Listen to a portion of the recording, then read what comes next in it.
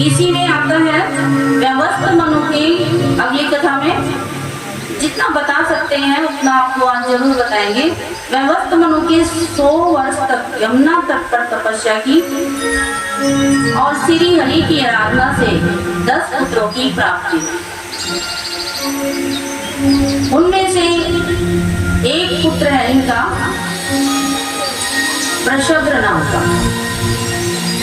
प्रशद्र नाम के पुत्र को एक बार गाय की गौशाला में गायों की रक्षा के लिए छोड़ा गया था।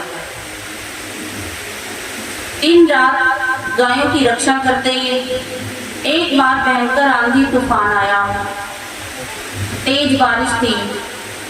उस समय एक बाघ ने प्रवेश किया गौशाला के अंदर, और बाघ के अंदर आने से गायों में क्या हो गई, अफरा तफरी मच गई। और ये उठे और इन्होंने देखा कि कोई बाघ है अंदर। इन्होंने एक तलवार निकाली, उससे एक गाय का वध हो गया और बाघ का कान कट गया।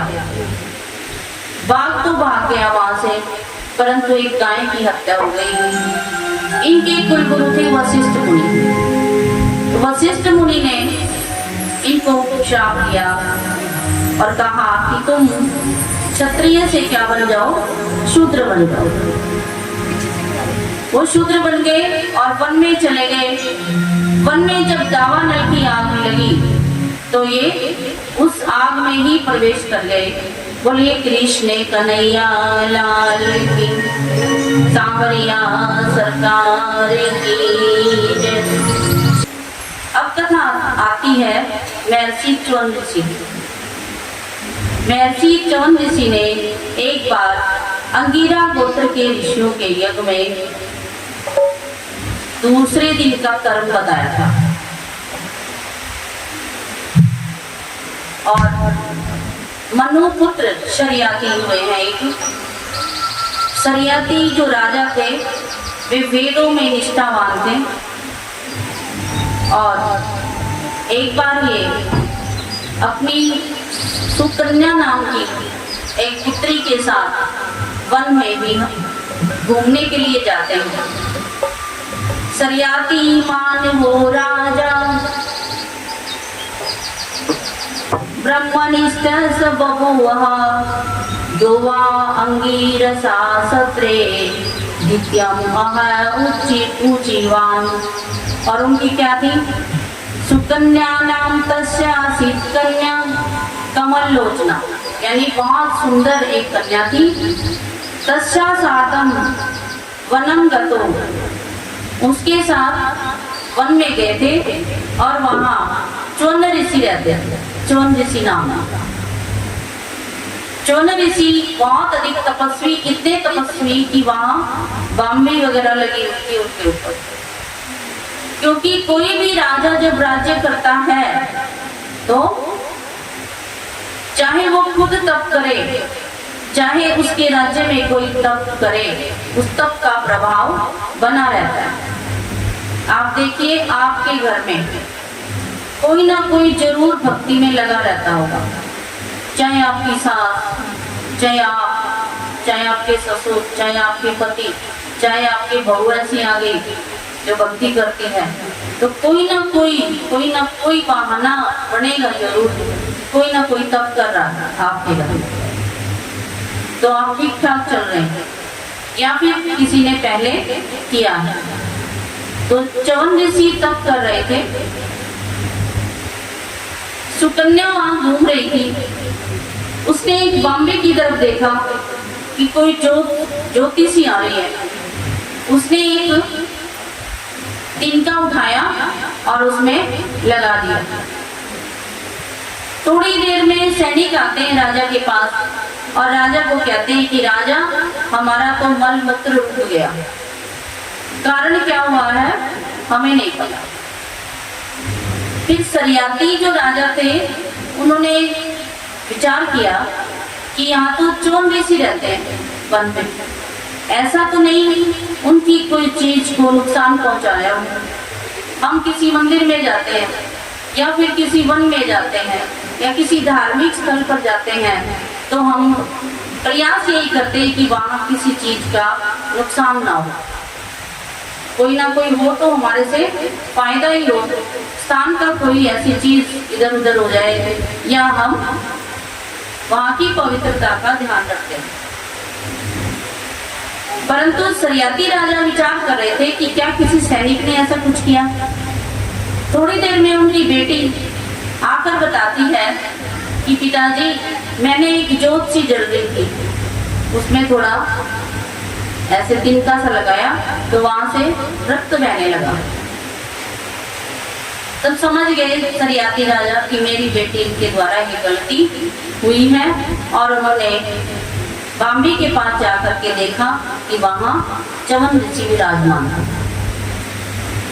उन्होंने फिर च्यवन ऋषि से बातचीत की और क्षमा मांगी, और क्षमा मांग करके कहा कि मैं अपनी बेटी को आपकी सेवा में देता हूँ।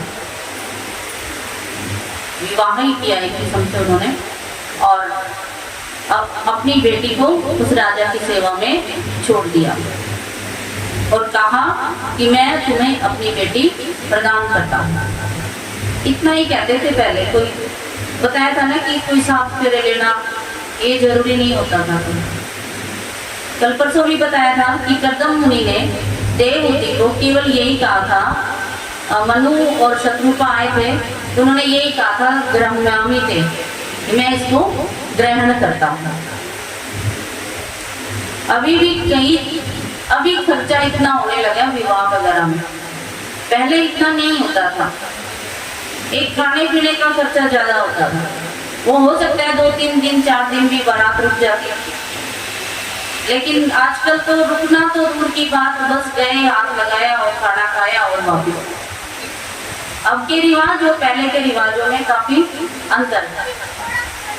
तो च्यवन ऋषि की सेवा में सरियाती राजा ने अपनी सुकन्या नाम की कन्या को छोड़ दिया और वो बड़े मन से सेवा कर दी। एक बार उनके आश्रम में अश्वनी कुमार आए। अश्वनी कुमारों ने वहां पर एक यज्ञ किया और अश्वनी कुमारों को च्यवन ऋषि ने कहा कि मुझे नेत्र प्रदान करें। तो उन्होंने कहा ठीक है, इसके बदले में आप हमारे लिए क्या करेंगे? बोले जब भी कहीं यज्ञ होगा मैं ये विधान बनाऊंगा कि सोम रस का पान अश्वनी कुमारों को कराया जाए। तो वे 2 अश्वनी कुमार थे, उन्होंने कहा कि यहीं पर एक सिद्धों के द्वारा बनाया हुआ एक कुंड है, चलो इसमें स्नान करते हैं। और उस कुंड में तीनों ने प्रवेश किया और तीनों ही जब बाहर आते हैं तो उनके वहां तीनों के एक जैसे वस्त्र और कानों में कुंडल सजे सजाए। तो सुकन्या कहती है कि प्रभु मेरी समझ में नहीं आ रहा कि मेरा पति कौन सा है, मुझे इसका ज्ञान कराए।